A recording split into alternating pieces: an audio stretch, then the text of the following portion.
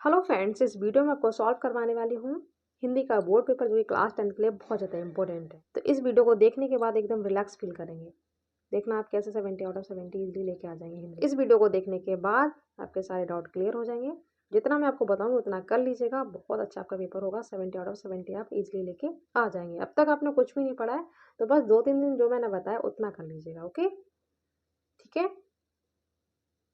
और board paper को इतना बड़ा होगा नहीं है जिसे देखकर आपको डर लगे। सिलेबस में से ही पूछा जाएगा। अभी आप देखना, ये बोर्ड पेपर ही है, ये कुछ भी नहीं है। जैसा आपने सिलेबस के अकॉर्डिंग पढ़ा है वही आपसे पूछा जाएगा। आप इसको देखेंगे तो आपको बिल्कुल नॉर्मल पेपर लगेगा, जैसे आपके ना half yearly, first term, pre board, वैसे ही बोर्ड पेपर होता है। बस एकदम आपको रिलैक्स फ्री होके स्टडी करनी है। ओके, ऐसा ही बोर्ड पेपर आएगा। देखो ये बोर्ड पेपर ही है, तो बिल्कुल भी टेंशन नहीं लेनी है। वैसे ही क्वेश्चन आएंगे, 1-2 रचनाओं से आ जाते हैं, मान लिया मैंने, ठीक है। बाकी 68 नंबर आपके कहीं नहीं जाएंगे। ओके, तो वीडियो के एंड तक जरूर रहना है। चलिए फटाफट से देख लेते हैं। तो फर्स्ट क्वेश्चन है, शुक्ल युग के लेखक नहीं है। तो ये जयशंकर प्रसाद नहीं है, ये छायावादी युग के हैं। ओके, छायावादी युग के 4 स्तंभ आपको याद रखने हैं। फर्स्ट है जयशंकर प्रसाद, सेकंड महादेवी वर्मा, थर्ड सुमित्रानंदन पंत और फोर्थ है सूर्यकांत त्रिपाठी निराला। ये चारों ही छायावादी के 4 स्तंभ कहे जाते हैं। ओके, यहाँ से क्वेश्चन पूछा आता है तो आपको नोट डाउन करके लिख लेना अच्छे से। ओके, प्रेमचंद के उपन्यास बहुत पूछे जाते हैं, गबन, गोदान, ठीक है, निर्मला, ध्यान रखने हैं आपको। शुक्ल जी की रचना है चिंतामणि, बहुत ही फेमस निबंध है, और मित्रता जो चैप्टर है ये भी निबंध है। विधा भी आपको याद रखनी है, ठीक है। भारत हरिश्चंद्र की, तो आपको ये एक्स्ट्रा फैक्ट भी याद रखने हैं। पूस की रात कहानी के लेखक कौन है? तो ये है प्रेमचंद, ठीक है। कफन भी इन्हीं की है, बड़े घर की बेटी भी इन्हीं की कहानी है। ओके, पूस की रात आपको ध्यान रखना है, और कफन दोनों ही बहुत ही इंपॉर्टेंट है।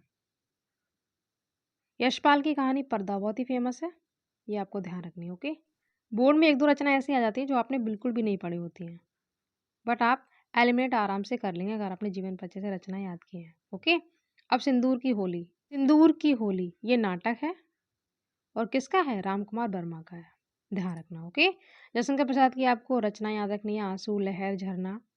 कहानी है इनकी आंधी, इंद्रजाल, ममता। ममता जो कि आपके चैप्टर में भी है, तो ममता विधा पूछी जाएगी तो ममता क्या है? कहानी है। ओके, ध्यान रखना। स्कंदगुप्त, चंद्रगुप्त ये इनके नाटक हैं, और कंकाल, तितली और इरावती ये इनके उपन्यास है। इरावती इनका पूरा उपन्यास नहीं हुआ था, ये अधूरा है, तो इसे अपूर्ण भी कहा जाता है, ठीक है। बट इनका स्कंदगुप्त, चंद्रगुप्त ये आपको ध्यान रखने हैं, फेमस नाटक है इनके। ओके, रूस में 25 मास यात्रावत के लेखक हैं। तो यात्राएं किसने सबसे ज्यादा की हैं? घूम घूम के, इन्हें घुमक्कड़ भी कहा जाता है, ठीक है। आपको ऑप्शन ना आ रहा हो तो यात्रा वैसे अगर क्वेश्चन आ रहा हो तो आप इन्हीं को टिक करेंगे, ऑप्शन डी, यानी राहुल सांकृत्यानंद। ओके, इन्हें घुमक्कड़ भी कहा जाता है, ध्यान रखना। रा से रूस, रा से राहुल। ओके, नेक्स्ट ये भी क्वेश्चन इंपॉर्टेंट है, माटी हो गई सोना संस्मरण के लेखक हैं। तो ये है कन्हैयालाल मिश्र प्रभाकर। ओके, विधा कौन सी है? संस्मरण है, ये भी आपको ध्यान रखना है। पूछा जाता है नाटक है कि कहानी है या फिर उपन्यास है या फिर संस्मरण है, तो ध्यान रखना ये संस्मरण है। ओके, कहीं कहीं ऑप्शन में रेखा चित्र भी मिलता है, ध्यान रखना। रीतिकाल को अलंकृत काल किस विद्वान ने कहा है? तो ये मिश्र बंधुओं ने कहा है, ठीक है।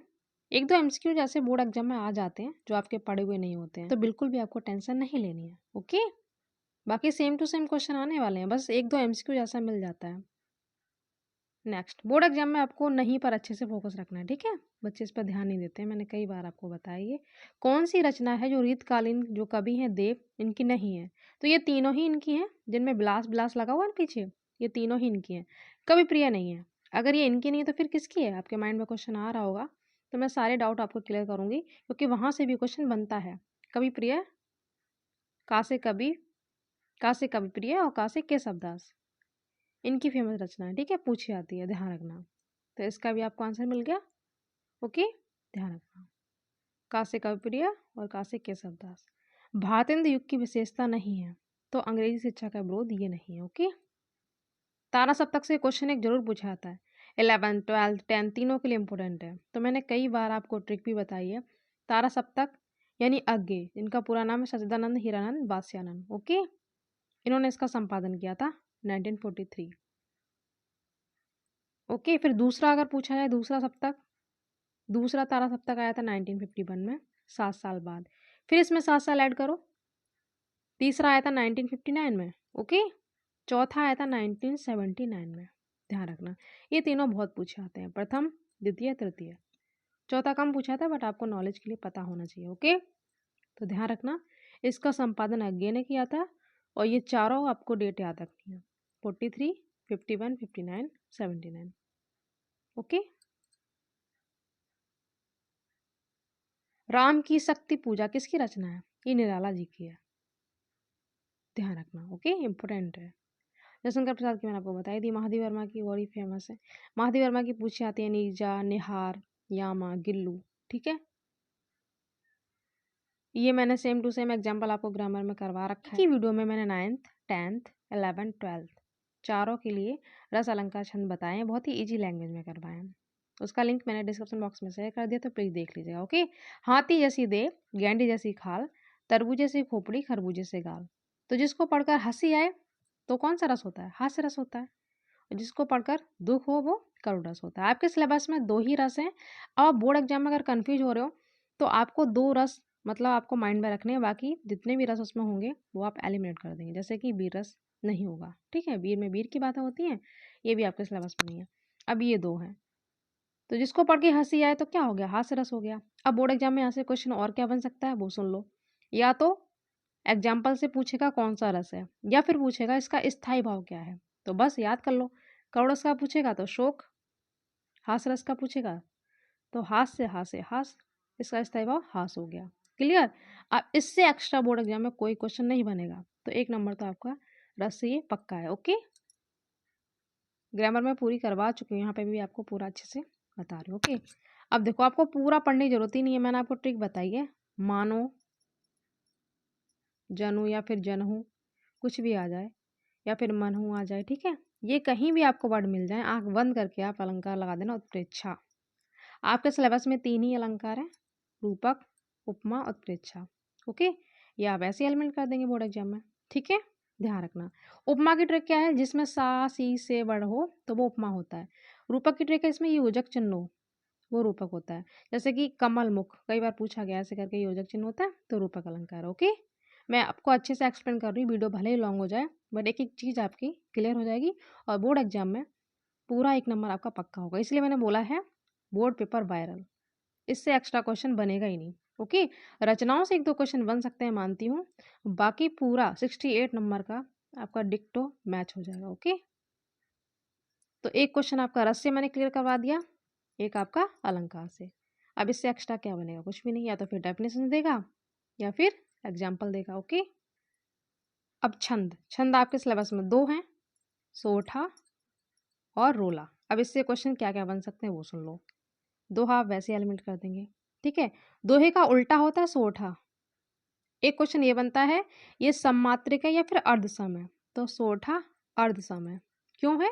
क्योंकि इसमें पहले और तीसरे में कितनी मात्रा होती हैं?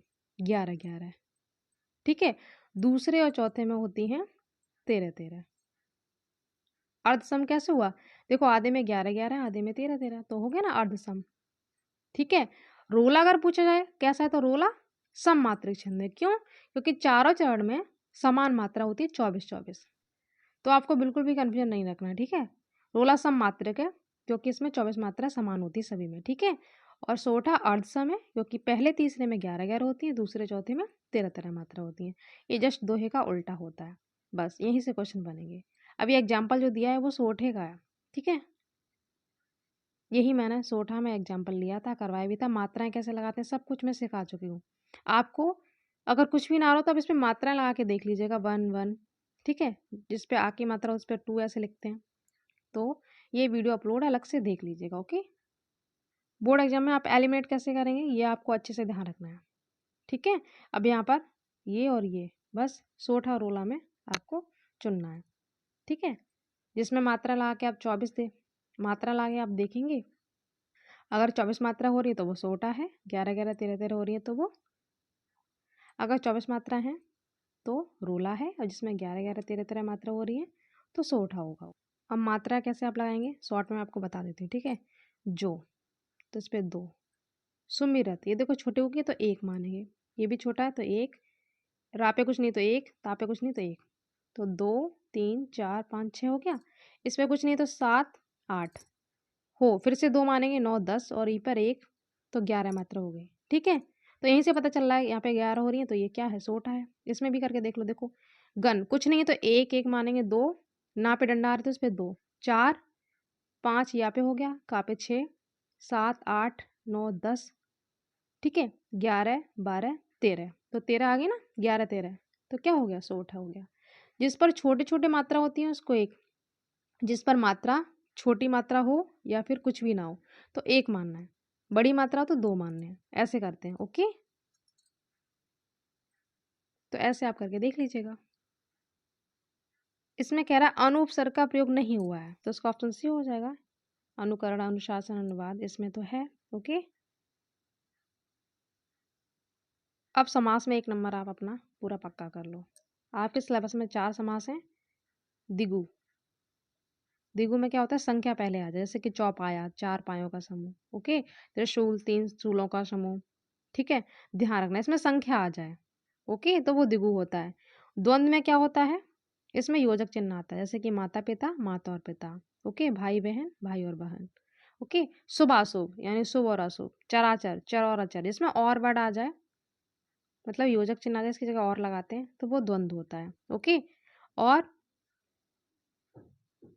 बहुब्रीहि में सारे भगवान के नाम आते हैं। बहुब्रीहि और कर्मधारय सेम सेम लगते हैं कुछ कुछ, ठीक है। तो आपको ध्यान रखना, जब कंफ्यूजन हो तो ध्यान रखना, कर्मधारय बहुब्रीहि जब ऑप्शन में होंगे तो आप बहुब्रीहि पे टिक करेंगे, ओके। कर्मधारय में विशेषता बताई जाती है और बहुब्रीहि तीसरा अर्थ अलग छोड़ के लेता है।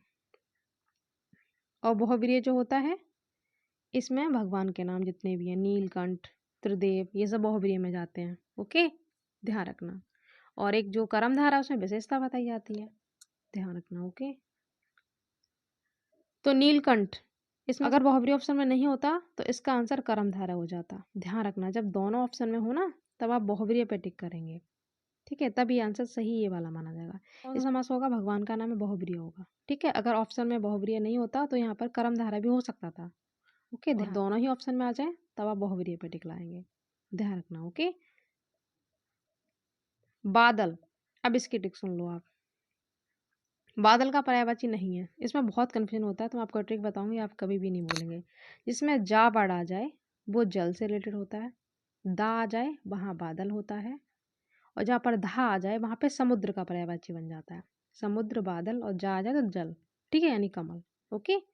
अब देखो दा आ रहा है, नीरद, अम्बुद, जलद, दा वर्ड तीनों में आ रहा तो ये बादल के पर्यायवाची हैं। जलज, जा आ गया ना तो ये कमल का हो गया, कमल जल में तो खिलता है, तो जा से जल, ध्यान रखना। तो ये नहीं है। अब आपसे एग्जाम में ये क्वेश्चन गलत नहीं होगा, तो आपको ये क्लियर हो गया होगा, अब एग्जाम में आप गलती नहीं करेंगे, ओके। कमल, बादल और समुद्र, ये आपको टेबल याद करना पड़ेगा। इस्मत यानी तुम सर्वनाम शब्द का तृतीय एक वचन रूप, तो ये सब कुछ मैं करवा चुकी हूँ। तृतीय का एक वचन पूछे ना उसने, तृतीय ये रहा, एक वचन ये रहा, द्विवचन पूछता तो ये आंसर होता, बहुवचन पूछता तो ये होता।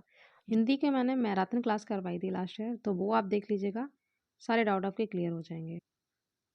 वह अचानक चला गया, तो अचानक पद का यहाँ पर परिचय पूछा जा रहा है, तो अचानक यहाँ पर क्रिया विशेषण, ओके। व्याख्या तो मैं आपको कई बार बता चुकी हूँ। कुसंग आ जाए, संगति आ जाए, मित्रता बढ़ आ जाए, तो वो चैप्टर कौन सा है, मित्रता। निबंध है ये, किसका है, आचार्य रामचंद्र शुक्ल का। तो आप संदर्भ लिख लेंगे ना। प्रस्तुत गद्यांश हमारे पाठ्य पुस्तक गद्य खंड के मित्रता नामक पाठ से लिया गया है। इसके लेखक हैं आचार्य रामचंद्र शुक्ल। और जब भी आप बोर्ड पेपर में लिखेंगे तो चैप्टर का नाम आपको ऐसे हाईलाइट करना है और लेखक का नाम भी हाईलाइट करना है। आपको कन्फर्म है 100%, तभी आप हाईलाइट करेंगे, गलत आप हाईलाइट करके नहीं आएंगे, ओके। और जो भी क्वेश्चन आपको सबसे पहले आ रहा है वही आप लिखेंगे। और हमारी सीट कैसे फिल करते हैं मैंने आपको वीडियो प्रोवाइड करवा दिया है, देख लीजिएगा। रेखांकित की व्याख्या, जो ये अंडरलाइन है वही आपको अपनी भाषा में लिखना होता है, ओके। क्वेश्चन का जो है सबसे भयानक होता है, गद्य क्या बहुत ईजी होता है रेखांकित की व्याख्या करना, क्योंकि आपको कुछ भी ना आ रहा हो तो जैसा है वैसे आप लिख दीजिएगा, ओके। कुसंग की तुलना किससे की गई है? तो चक्की से की गई है, गड्ढे में गिराती जाती है। ठीक है,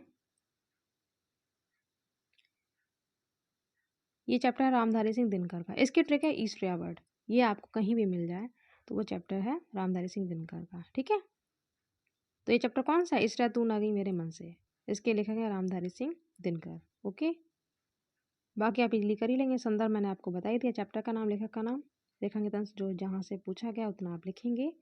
और ईर्ष्यालु व्यक्ति दूसरों की निंदा क्यों करता है?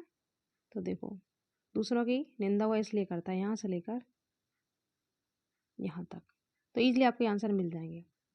ठीक है, ट्रिक मैं आपको बता चुकी हूँ सभी की, तो कर लीजिएगा। ये भी मैंने ट्रिक बता दी है।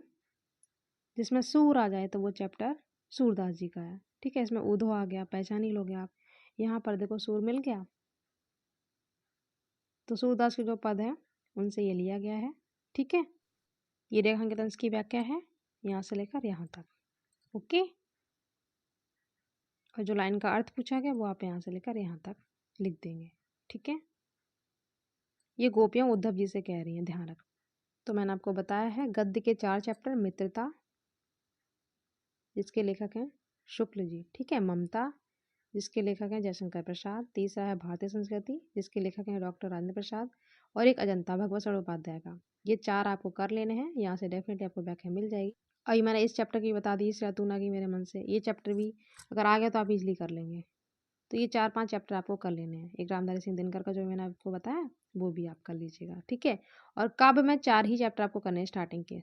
सूरदास ने अपनी सभी व्याख्या में सूर नाम लिखा है, खान ने भी अपना नाम दिया सभी व्याख्या में, इजिली आप पहचान लेंगे। तुलसीदास की जो व्याख्या है राम, भरत, कैकेयी, सीता, ये वर्ड आपको मिलेंगे तो इजिली आप पहचान लेंगे। तो 4 चैप्टर आपको करने हैं, लास्ट के सारे आप छोड़ दीजिएगा। ठीक है, अब इसमें देखो, एक व्याख्या सूरदास जी की मिल गई है, एक लास्ट के चैप्टर में से आ गया, तो आप लास्ट के चैप्टर पे ज़्यादा फोकस मत करो क्योंकि बहुत सारे चैप्टर हैं। ठीक है, तो आप स्टार्टिंग के 4 पढ़ लीजिए, सूरदास, रसखान, तुलसीदास और बिहारी। बिहारी जी की ट्रिक क्या है? 2 लाइन्स का दोहा है। ठीक है, अभी मैं आपको एक वीडियो और प्रोवाइड करवाऊंगी जिसको देखने से आपके 50 नंबर पक्के हो जाएंगे, एक ही वीडियो देखने से। 20 मार्क्स के जो MCQs रह जाएंगे वो मैं ऑलरेडी करवा चुकी हूँ, फिर से आपका रिविजन करवा दूँगी, तो देख लीजिएगा। अब देखो, ये चैप्टर है, यहाँ पे बनमाली वर्ड आ गया, तो ये चैप्टर है पुष्प की अभिलाषा जिसके लेखक है माखनलाल चतुर्वेदी। ठीक है, जिन बच्चों ने लास्ट के चैप्टर तैयार किए हैं उनके लिए बता रही हूँ, जिन्होंने स्टार्टिंग के किए हैं तो उनके लिए तो मैं बता ही चुकी हूँ, 4 चैप्टर कर लीजिएगा। अब ये देखो, मैंने आपको क्या बोला था कि वाराणसी और भारतीय संस्कृति 2 चैप्टर संस्कृत में आपको कर लेने, एक डेफिनेटली बोर्ड एग्जाम में आता है। यहाँ पे देखो वाराणसी का दिया हुआ है, बहुत अच्छे से मैंने करवाया है, लिंक मैंने डिस्क्रिप्शन बॉक्स में शेयर कर दिया, देख लीजिएगा। और चॉइस में देखो प्रबुद्ध ग्रामीण वाला है, तो इसको करने की जरूरत नहीं है। ठीक है, इसका श्लोक मैंने करवा ही दिया, अब तो दूरगामी वाला एक वीडियो मैंने आपको उस दिन प्रोवाइड करवाया था, उसमें देखो मैंने ये श्लोक बताया था, इसमें आया हुआ भी है। ठीक है, बंधन हो अथवा मृत्यु हो, जय हो अथवा पराजय हो, वीर पुरुष दोनों ही स्थितियों में समान रहते हैं, वीर भाव ही वीरता है, तो कर लीजिएगा। और ये किस चैप्टर से लिया गया है? वीर वीर पूजते नामक पाठ से लिया गया, ध्यान रखना। और ये जीवन सूत्राणी का मैंने बोला था, जीवन सूत्राणी के कर लीजिएगा, और स्टार्टिंग के 4-5 जो श्लोक हैं वो कर लीजिएगा। ये जीवन सूत्राणी नामक पाठ से लिया गया है। इसमें क्वेश्चन पूछ रहे हैं यक्ष जी युधिष्ठिर से कि प्रवासी का मित्र कौन होता है, घर पर रहने वाले का मित्र कौन होता है, रोगी का मित्र कौन होता है, और मरने वाले का मित्र कौन होता है। इसके आंसर भी मैंने करवाए हैं। प्रवासी का मित्र धन होता है, घर पर रहने वाले का मित्र पत्नी होती है, रोगी का मित्र वैद्य होता है, और मरने वाले का मित्र दान होता है।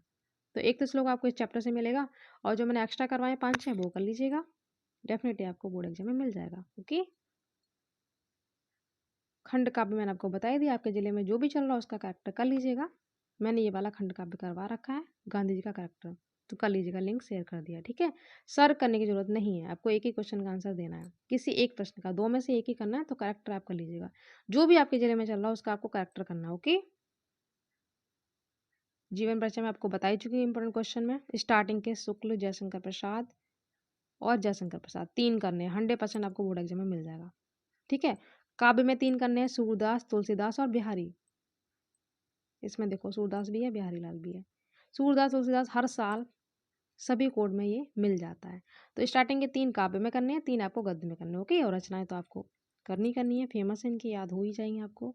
उसके बाद एक आपको श्लोक लिखना है, तो आप 2 श्लोक कर लीजिएगा। जैसे कि इसमें बंधनम वाला आ गया तो आपको दूसरा लिख देना है, ठीक है? सर्वे सुखना वाला लिख दीजिएगा। 2 आपको करने हैं, जो एक पेपर में आएगा वो आप नहीं करेंगे, ठीक है? एक पत्र बहुत सिंपल आता है जो कि आप लिख लेंगे, ठीक है? अब ये क्वेश्चन आंसर आपके जो आप हिंदी अनुवाद करेंगे संस्कृत का, उससे आपको आ जाएगा।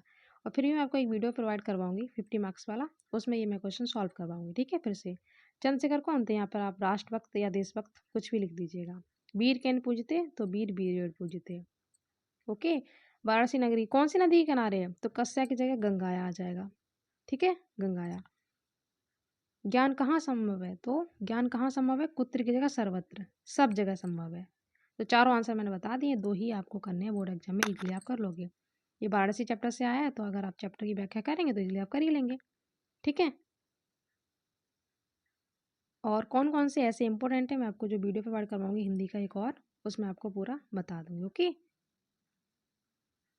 जल है तो कल है, कितना सिंपल है, इजीली आप कर लेंगे। ये बोर्ड एग्जाम में क्वेश्चन आए हुए हैं, ठीक है?